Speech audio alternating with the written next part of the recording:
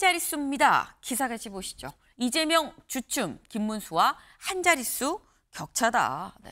아까 제가 일면 소개하면서 말씀을 드렸죠. 지금 이 메타 분석, 지금까지 188개의 여론조사를 다 총괄해서 좀 분석을 해보니까 대략적으로 이렇게 나왔다라는 겁니다. 이재명 후보는 46.7, 김문수 37.4, 이준석 9.3이 나왔다라는 거예요. 그런데 이게 김현정 의원님, 민주당에선 지금 현재 이재명 후보 지지율은 일주일 전에 비해서도 좀 2.1%포인트 낮아졌다라고 좀 나오고 있는 거거든요. 이유가 뭐라고 보고 있는 겁니까? 일단은 선거가 가까워질수록 네. 보수층이 결집하는 현상이 있는 건 분명한 사실 같고요. 또 실제로 대선이 이제 가까워질수록 당 지지도에 후보의 이제 지지도가 수렴하는 경향이 좀 있거든요. 그런 차원에서 지금 저런 현상이 좀 일어나고 있는 것 같고, 또 김문수 후보 같은 경우에는 그 경선과 단일화 과정에서 네. 심한 갈등과 내용을 겪었잖아요. 그것들이 좀 시간이 지나면서 다시 좀 회복되는 그런 경향이 좀 있는 것 같고요. 그리고 아무래도 이제 그 이번 선거 같은 경우에는 그럼에도 불구하고 이제 그 뭐랄까 이렇게 정권 교체론이라든지 또는 그 당선 가능성 이런 차원에서 봤을 때는 여전히 이재명 후보가 압도적으로 1위를 달리고 있는데 그 네. 이유는 이번 선거는 뭐 누가 뭐라 해도 내란 심판적 성격이 강한 선거 아니겠습니까? 그래서 헌법 파괴 세력과 또 그것을 막아낸 국민과의 대결 이런 구도이기 때문에 그 지지율이 이제 어느 정도 올라갈 수는 있어도 그 한계는 분명히 있을 것이다라고 예측합니다. 네. 지금 말씀은 일단 시간이 가면 갈수록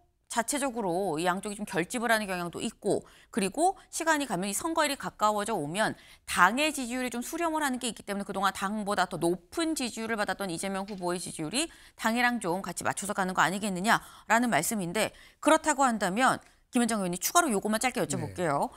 이재명 후보가 자체적으로 우리가 좀 약간 마이너스인 요소가 있었다라고는 이 캠프에서는 생각하지 않고 있는 겁니까? 그러니까 아무래도 이제 그 1차, 2차 토론 과정에서 네. 김문수 후보와 이준석 후보 측의 그 네거티브 공세가 상당히 강화되어 있어요. 그래서 네. 그 과정 속에서 뭐 여러 가지 120원 커피 논란이라든지 호텔 경제학이라든지 뭐 이런 등등 여러 가지 사안들이 이제 발생했잖아요. 근데 네. 그거에 대해서 그 팩트적인 차원에서 아니다라는 것을 갖다가 소명을 하고 이렇게 했지만, 그럼에도 불구하고 그 이제 토론 과정에서 나타났던 그것만 봤을 때에는 그 영향을 받고 있는 보수층의 또는 중도 일부가 이렇게 이전할 가능성도 사실은 배제할 수는 없는 것이죠. 그럼에도 불구하고 여전히 그 뭐 중도층의 전체적인 여론 그 흐름이나 이런 걸 봤을 때는 여전히 그 정권 교체에 네. 대한, 그리고 이재명 후보에 대한 지지세가 월등히 높다라는 것은 분명한 사실 같습니다. 네. 그러니까 지금 말씀은 TV 토론이 좀 진행이 되면서 다른 후보들의 네거티브 공세가 있었고 이게 어느 정도 좀 영향이 있었을 수도 있다라는 취지의 지금 말씀이에요. 근데 사실 저희가 지금 이 9.3%포인트 차이의 두 후보 지금 한겨레의 이 여론조사, 이 메타 분석을 좀 놓고 봤는데 사실 주말 동안 나온 여론조사 중엔 9.3%포인트보다 더 격차가 적은 그런 여론조사도 있었습니다. 바로 KSOI의 여론조사였었죠. 바로 이겁니다. 이재명 후보 47.3% 전보다 1.9%포인트 떨어졌고요. 김문수 후보는 39.6% 전보다 3.2%포인트가 올랐다. 이준석 후보는 이 9.6% 0.2%포인트 올랐다라는 거죠. 근데 지금 이걸 보면 어쨌거나 김문수 후보 오르고요. 이준석 후보도 살짝이지만 또 오르는 추세다라는 겁니다. 그럼 이거 전주혜 의원님께는 이렇게 여쭤볼게요. 국민의힘에서는 김문수 후보의 지지율이 요즘 상승세를 타고 있는 게 김문수 후보가 잘해서라고 보고 있는 겁니까? 이재명 후보가 못해서라고 보고 있는 겁니까? 일단은 잘한 점이 더 네. 적극적으로 지지율 상승에 영향을 미쳤다고 생각합니다. 아무래도 이제 경선과 단일화 과정을 통해서 늦게 후보가 확정이 되다 보니까 대선 첫째 주에는 조금 더 국민의힘이 좀 단일 대우를 좀 갖추지 못했습니다. 그런데 이제 지난주를 기점으로 해서 또 더 좀 체계 있는 선거 운동을 할 뿐만이 아니라 뭐 예를 들어서 한동훈 전 대표도 또 지지 유세를 하고 있고 좀 뭔가 그렇게 당력이 결집되는 그런 이제 양상을 보여주고 있죠. 이제 거기에다가 김문수 후보가 파도 정말 깨끗한 후보다. 굉장히 미담만 나오는 그런 후보라는 것이 지난 일주일 동안 그 전국 뉴스를 통해서 많이 나왔습니다. 뭐 그리고 정책적으로도 또 뭐 정치를 판가려 하겠다. 사실 국민들께서 이번 선거에서 또 주요하게 좀 보시는 부분이 어떠한 그런 국회의 입법 독재를 좀 막아야 되는 거 아니냐, 어떻게 견제해야 되는 거 아니냐, 이제 이런 측면에서 뭐 국회의원의 불체포 특권이랄지 또 면책 특권 뭐 이런 부분에 대해서 또 폐지를 하겠다 뭐 이런 정치 공약도 내셨고 그렇기 때문에 김문수 후보의 이런 장점이 국민들께 좀 많이 저는 스며들고 있다 이렇게 생각합니다. 한편으로는 이재명 후보에 대한 좀 비호감도가 확실히 높다. 제가 당협위원장이기 때문에 네. 하루 종일 이제 저희 지역에서 뛰고 있는데요. 이게 보면은 확실히 그 민주당에 대한 지지도에 비해서 이재명 후보 개인에 대한 반감이 굉장히 높습니다. 이것은 이제 후보에 오히려 이 후보로 인해서 이제 빚어진 그런 문제이다. 그런데 거기에 더해서 이제 지난주에 뭐 120원 그 커피 원가랄지 또 호텔 경제학 그리고 또 며칠 전에는 그 시흥에 또 이 거북섬 뭐 웨이브 파크 뭐 이런 좀 말실수가 좀 계속되고 있기 때문에 좀 그러한 면에서 이재명 후보는 좀 박스권에 갇혀 있는 그런 흐름이라고 볼 수 있을 것 같습니다. 이번 주에 사전 투표가 실시가 되기 때문에 국민의힘으로서는 이러한 상승세를 더욱더 계속 유지하는 좀 그러한 기조로 나간다고 하면 저희가 또 좋은 결과로 이어지지 않을까 그렇게 생각합니다. 네, 제가 질문을 지금 김문수 후보의 상승세는 김문수 후보가 잘해서라고 보십니까? 이재명 후보가 못해서라고 보십니까? 라고 여쭤봤는데 결론을 잘 들어보니까 둘 다입니다. 라고 지금 말씀을 하신 것 같아요. 저는 한 7대3 정도 비율이라고 생각합니다. 네, 이 두 가지 요인이 다 있다. 왜냐하면 김문수 후보는 파도 미담이고 이재명 후보는 뭐 거북섬도 그렇고 뭔가 이렇게 뭐 120원, 커피 원가 120원도 그렇고 뭔가 자꾸 말실수도 있지 않느냐라고 말씀을 하셨는데 여기에 대해서는 김현정 의원님 말씀도 살짝 들어봐야 될 것 같아요. 예, 그런 것 같습니다. 그러니까 그 김문수 후보와 관련된 그 의혹이나 이런 것들도 상당히 많이 있어요. 근데 사실은 그동안 그런 것들을 저희가 네거티브 방식으로 그 선거운동을 하지 않았기 때문에 드러나지 않은 것들이 많은데 실제로 뭐 도지사 시절에 불법 쪼개기 후원금 받은 의혹도 있고 또 해외 부부 동반 그 출장성 외유 뭐 이런 의혹도 있고 상당히 많이 있습니다. 그래서 실제로 그런 것들에 대해서 우리가 적극적으로 하지 않는 그런 측면이 있는 것이고 또 하나는 이제 분명한 것은 보수층 결집이 지금 많이 일어나고 있는 건 분명한 사실 같고 그래서 보수층이 가표집되고 있는 것도 데이터로 확인도 되고 있는 거 아닙니까? 그런데 이제 하나하나 이렇게 따져보면은 이준석 후보 같은 경우에는 그냥 감정적 낙인 찍기하고 갈라치기 전략을 계속 하고 있잖아요. 본인의 정책적인 뭐 비전이나 공약 같은 것보다는 그냥 이재명 후보를 신란하기 위한 이런 식으로 접근을 하는 방식으로 계속 되풀이하고 있는 그런 측면이 있고 또 김문수 후보 같은 경우에는 지금 일단은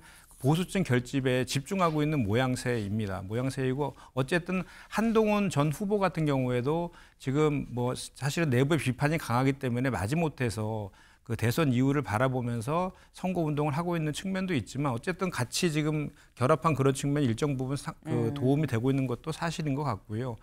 그렇지만 그럼에도 불구하고 그 이재명 그 후보가 계속해서 이제 그런 네거티브 전략보다는 민생 경제를 살리겠다라는 거에 방점을 두면서 그 일관성 있게 그 자기 주장을 해 나간다고 하면 결국은 이번 그 선거는 아까도 말씀드렸지만 그 내란 심판의 성격의 선거이기 때문에 김문수 후보가 그 탄핵의 강을 넘지 못한다고 하면 결국은 그 대선에서 이길 수는 없을 것이다라고 저는 예상을 합니다.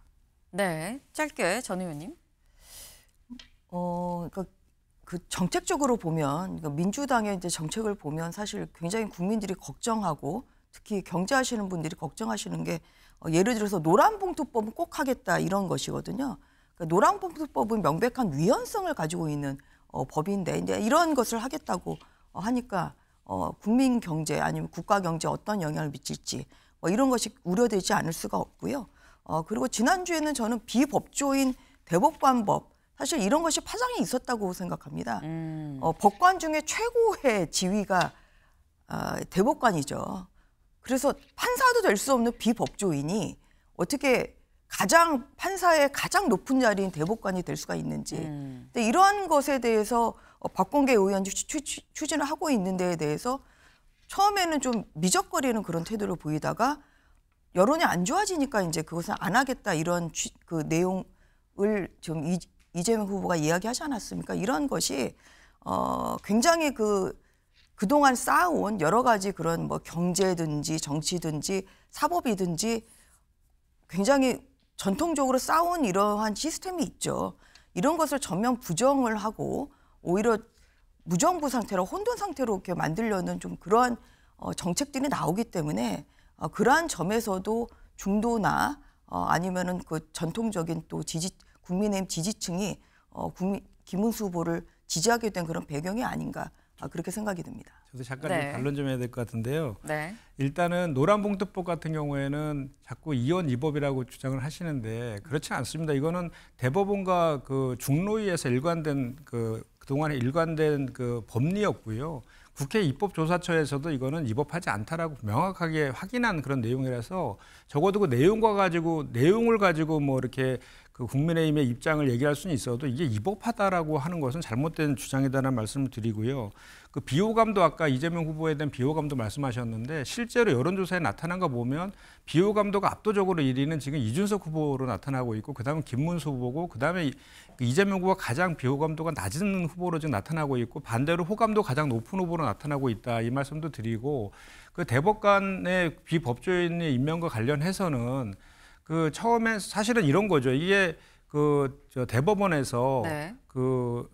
대선에 개입했다라는 그런 의혹을 상고에 대한 비판들이 분명히 있었잖아요. 그래서 그 사법개혁에 대한 필요성들도 대두된 것도 맞고 그래서 우리나라가 또 대법원의 업무가 가중되기도 하고 그 독립성과 공정성을 좀 더 담보하기 위해서는 사회적인 다양한 가치들이 좀 더 존중받을 수 있도록 대법관 수가 증원돼야 된다라는 기본적인 방향에 대한 그 공감대는 있는 것 같아요. 다만 이제 이 비법조인을 또 대법원 같은 경우는 법률심이기 때문에 법의 해석을 주로 해야 되는 데 있어서 법조인을 갖다가 거기다가 임명한다라는 그거에 대한 것은 사실은 좀 과도한 주장인 측면이 분명히 있고 저도 지금 현직 의원이지만 그거 관련된 내부의 논의나 이런 건 전혀 없었고 공감대도 형성되지 않았습니다. 그래서 네. 이재명 후보가 그거에 대해서 바로 잡았지 않습니까? 그렇기 때문에 그 문제는 이제 해결되었다라고 보면 될 것 같습니다. 다만 이제 그런 문제들이 지적하신 대로 일부 이제 지지율의 하락의 원인 중에 하나로 작용할 수 있었을 것이라는 생각은 저도 합니다. 네. 지금 주건희 박사님 팽팽하게 조금만 아주 얘기를 짧게 하면 네. 그 노란봉투법이 자꾸만 대법원에서 통과된 것이라 얘기하는데 전혀 그렇지 않습니다. 가장 중요한 쟁의행위 시에 민형사 면책 전혀 그 대법원 판례가 선례가 없고요. 근로자의 범위를 무한대로 확장하는 것 이것도 마찬가지로 대법원의 선례가 없습니다. 민주당이 얘기하는 거는 책임 비율 어떠한 그런 불법 행위 시에 근로자 간의 책임 비율을 정하는 이런 부분에 대해서 대법원 판례가 있다고 얘기하시는데 그것은 종전에 그냥 일반적인 불법 행위 책임자 간의 분담 비율에 대해서 대법원이 그것을 그냥 원형을 한 것이지 이런 노동쟁의 사건에서 특별히 어떤 큰 의미를 가지고 둔 그런 판례는 아닙니다. 그럼에도 불구하고 민주당이 계속적으로 지속적으로 얘기하는 것은 대법원도 이러한 선례가 있다. 이래서 노란봉투법이 정당하다. 전혀 그렇지 않다는 말씀을 다시 한번 드립니다. 네. 기본적으로 이런 거잖아요. 지금 연대 책임제도 연대 보증 이런 거 다 없어졌지 않습니까? 연대 책임 지지 않고 본인이 예를 들어 불법 파업에 가담한 정도만큼의 책임을 지라라는 취지의 개정안이기 때문에 네. 오히려 그것이 더 법 상식적이나 일반 국민의 상식에 맞지 않는가 싶습니다. 저는. 알겠습니다. 저희 노란봉투법을 얘기하자고 모신 건 아니긴 해요. 네. 일단 지금 저희는 큰 틀에서 현재의 추세 D-8일 현재 시점에서의 대선 후보 지지도가 이렇다. 요 얘기를 지금 드리고 있었습니다. 다만 이런 지지도의 추이가 말씀하신 것처럼 뭐 노란봉투법이나 아니면 뭐 커피 원가나 아니면 이 다른 이 김문수 후보, 이준석 후보의 어떤 네거티브 공세 이런 부분들에 대해서 영향이 좀 있지 않았겠느냐라는 취지에서 지금 여기까지 흘러 왔는데 지금 이 상황에서는 아까 제목으로도 있었죠. 이재명 주춤, 김문수, 이준석은 또 살짝 또 소폭 오르는 그런 모습. 이재명 후보는 1위를 지금 달리고 있는 상황에서 지금의 이런 추세 어떤 생각을 갖고 있는지 이렇게 얘기했습니다. 들어보고 오실까요? 지금 여론의 흐름이 뭐 일종의 진폭이 있다라는 점은 뭐 선거 때 되면 언제나 있는 일이죠. 그러나 저는 우리 국민들께서 내란 세력 또는 내란 옹호 세력을 다시 선택하지는 않을 것으로 확신합니다. 네, 원래 여론이라는 건 좀 진폭이 있다. 하지만 결국은 날 선택해 주실 것이다. 라는 취지의 이재명 후보의 얘기였습니다. 김현정 의원님, 네. 제가 예상 득표율은 여쭤보지 않겠습니다. 하지만 6월 3일 민주당 이제 이재명 후보가 이길 거다, 승리할 거다라고 이제 생각을 하고 있잖아요. 6월 3일 이재명 후보는 2등 후보와 몇 %포인트 차이가 나게 이길 거라고 생각을 하십니까? 당에서 그 뭐 압승 그리고 자만 이런 거에 대해서 경계력이 떨어졌기 때문에 네. 퍼센테이지보다는 그 이번에 그 자꾸 되풀이하는 얘기지만 이번 선거는 내란 심판의 대선이기 때문에 그 내란을 빨리 조기에 그 종식하고 그다음에 분열된 국론을 빨리 통합하고 민생 경제를 회복시키기 위해서는 가급적이면 많은 차이로 이겼으면 좋겠다라는 게 제 생각입니다. 네. 그렇다면 이렇게만 여쭤볼게요. 아까 저희가 이 KSY가 7.7%포인트 차이였었죠. 2등인 김문수 후보와 그럼 2등과 7.7%포인트보다 더 최종 벌릴 거라고 보십니까? 아니면 줄일 거라고 보십니까?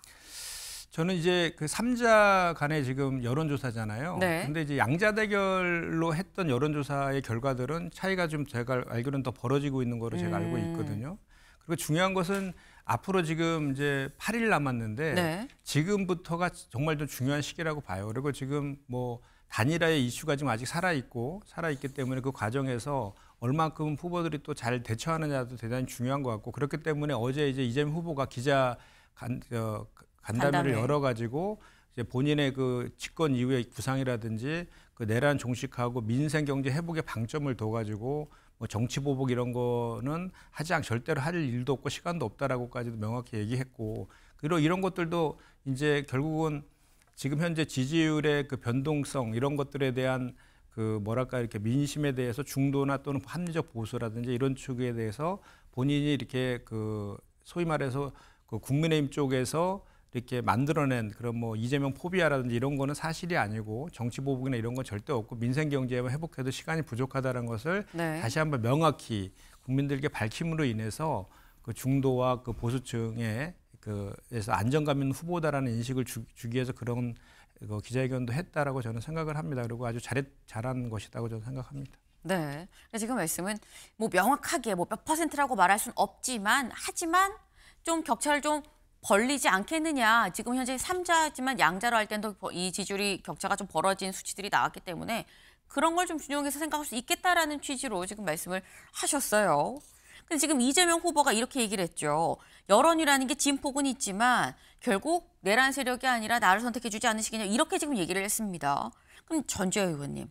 이재명 후보가 굳이 내란 세력이라고 콕 집어서 얘기를 했다라는 건 이번 대선이 탄핵으로 인해서 열리는 조기 대선이라는 걸 좀 강조하기 위한 게 아닌가라는 생각이 드는데 국민의힘 입장에선 조기 대선인 만큼 이게 약간 기울어진 운동장이다라는 얘기가 당내에서도 계속 나왔었거든요. 그 운동장의 기울기가 선거가 8일 남은 지금 어떻게 완화됐다고 보십니까? 더 가팔라졌다고 보십니까? 지금 뭐 지지율 추세를 보더라도 조금 그래도 좀 완화되고 있는 추세이죠. 네. 그리고 여러 차례 이제 국민의힘에서도 이야기를 하고 있습니다만 이 계엄으로 이제 빚어진 결국은 조기 대선이기는 합니다. 뭐 그래서 국민의힘이 또 잘못한 부분이 분명히 있죠. 그렇지만 또 이 원인 제공을 하는 데 있어서 대왕적인 국회 세력을 가진 그런 그 민주당의 31번에 걸친 무자비한 탄핵이랄지 또 국정 발목 잡기 사실 이제 그런 부분도 민주당에 어느 정도 좀 책임이 있기 때문에 그러한 점에서 국민의힘에서는 이 171석의 거대 의석을 가진 그 민주당이 대통령까지 된다고 하면 사법도 행정부를 또 장악을 하고 또 사법부까지 장악을 하게 된다면 정말 유신 시대 이후에 어마어마한 절대 권력이 될 수밖에 없다. 그런 면에서 어떤 그런 견적 균형은 필요하다. 그런 점을 적극적으로 피력하고 있습니다. 그리고 이재명 후보가 뭐 정치 보복은 없다 이제 이렇게 이야기를 하시는데 다른 것보다 국민들이 이제 보고 있는 것은 이제 본인의 재판이 있죠. 5건의 재판이 있고 특히 최근에 그 대법원에서 확실히 유죄다 이렇게 유죄 취지로 파기환송된 공직선거법 위반 이 사건이 있습니다. 그러면 대통령이 당선이 된다면 법 앞에 평등이라는 정신을 신화를 하면서 본인이 재판에 받을 것이냐 말 것이냐 사실 그런 부분을 저는 국민들이 굉장히 눈여겨보고 있다고 생각합니다. 헌법 84조에 소취되지 아니한다는 것은 기소를 의미하는 것이지 이것을 진행 중인 그것도 대통령이 되기 전에 범한 범죄로 인해서 재판을 받고 있는 이런 것까지 정지를 하는 의미냐 사실 이것은 그렇지 않다는 그런 해석도 많고 이런 그 전례 없는 좀 상황에서 국민들은 이재명 후보에 대해서는 상당히 두려움이나 아니면은 또 어떤 불신감을 가질 수밖에 없는 상황입니다. 그래서 저는 이 상황에서 이재명 후보가 정말 그 약속을 지키고 있다는 그런 말을 하고 싶다고 하면 네. 본인이 대통령이 된다고 하더라도 재판 받겠습니다. 사실 이 얘기를 할 때 국민들이 이재명 후보를 신뢰하게 될 것이라는 말씀을 드립니다. 네. 지금 말씀은 일단 기울어진 운동장이라고 얘기는 하지만 이 기울기 지금 지지율로도 나타나는 게 결국은 좀 완화되고 있는 거 아니겠느냐. 그리고 근본적으로 원인을 제공한 게 또 민주당 아니냐라고 좀 주장을 하셨어요. 네. 근데 이재명 후보는 아까 살짝 얘기 중에 지금 나오긴 했습니다만 어제 기자 간담회를 했죠. 기자 간담회에서 뭐라고 얘기했는지 잠깐 들어보고 오겠습니다. 제도 개혁이나 뭐 특히 사법 개혁, 경찰 개혁 중요하죠. 뭐 수사권 조정이든 뭐 다 중요한데 여기에 지금 뭐 조기에 주력해서 힘을 뺄 상황은 아닌 것 같아요. 지금은 모든 에너지를 초기에는 경제 회복, 민생 회복에 도와야 된다. 네. 이재명 후보 어제 기자간담회를 열었습니다. 근데 김현정 의원님 통상 대선 한 8일, 9일 앞두고는 사실 그 이전서부터 대선 시작되면 1분 1초 지금 후보는 사실 시간이 없거든요. 네. 때문에 딱 자리 잡고 앉아서 기자간담회는커녕 현장에서 기자들의 질의응답 받는 것도 뭐 되고 안 되고 정말 급박하게 돌아가는 상황인데 어제 자리를 잡고 기자간담회를 했습니다. 그래서 이런 기자간담회 하는 거 최근에 주춤한 지지율을 좀 의식한 거 아니야라는 얘기도 나왔거든요. 어떻습니까? 일단은 그 두 차례에 걸친 TV 토론에서 네. 워낙 이제 그 김문수 후보와 이준석 후보가 네거티브적인 그 공세를 많이 해서 많은 시간 동안 본인의 정책이나 비전을 제시할 네. 좀 충분한 시간이 부족했던 측면에서 그런 것들을 보완하려고 하는 그런 측면도 분명히 있는 거고요.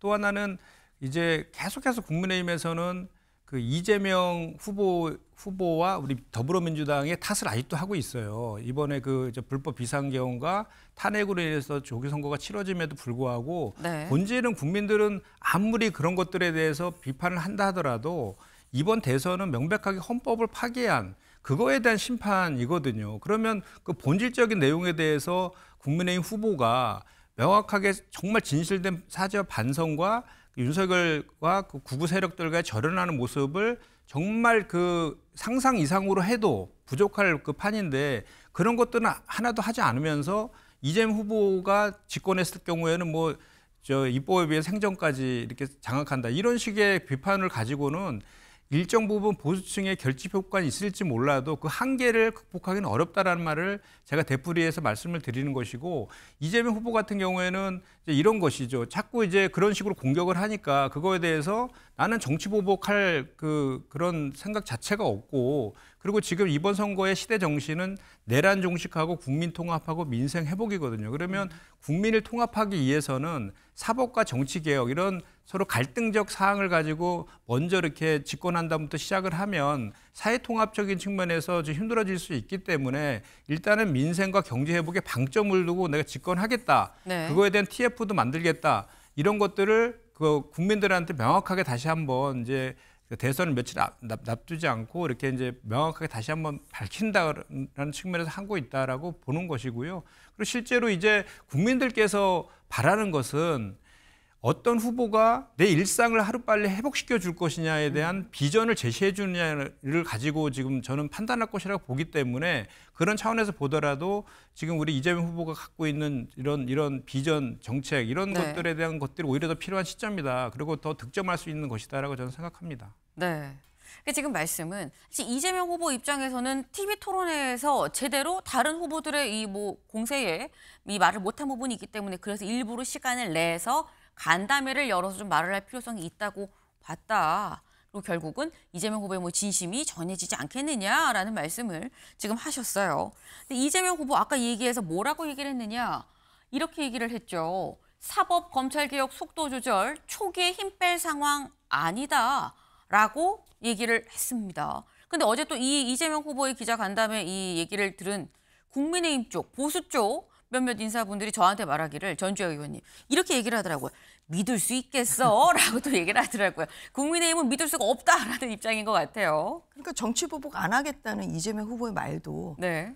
국민의힘 관계자가 아니라 많은 국민들이 설마 그럴까?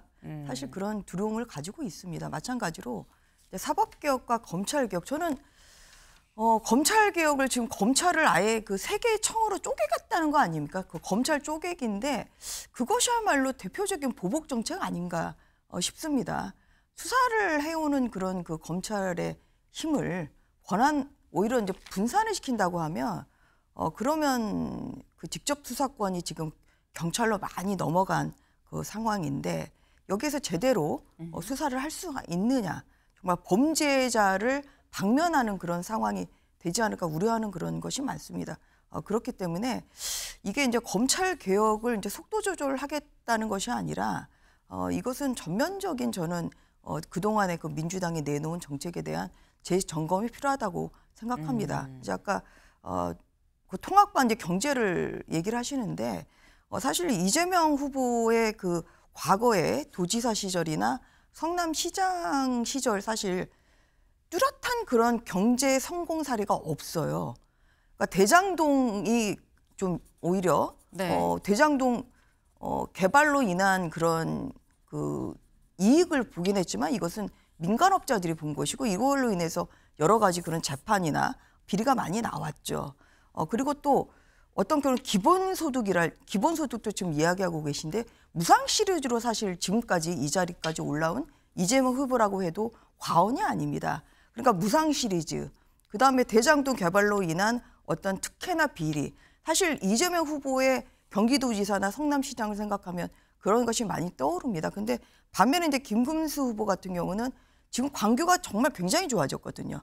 이 대장동의 10배 정도 되는 광교 신도시를 또 성공적으로 또 신도시 개발에 성공을 했고, 뭐 파주랄지 또 평택이랄지 뭐 이러한 그 여러 가지 성공 사례가 많기 때문에 이런 그 성공 사례들을 볼 때 김문수 후보가 좀 더 경제 정책에 있어서는 조금 그 국민들의 민생을 더욱더 살피고 노동 운동을 또 그동안 열심히 해오신 그런 권력 정력으로 볼 때 민생이랄지 아니면 약자와의 보호 뭐 이런 부분에 있어서 조금 더 저는 경쟁력이 있다고 생각합니다.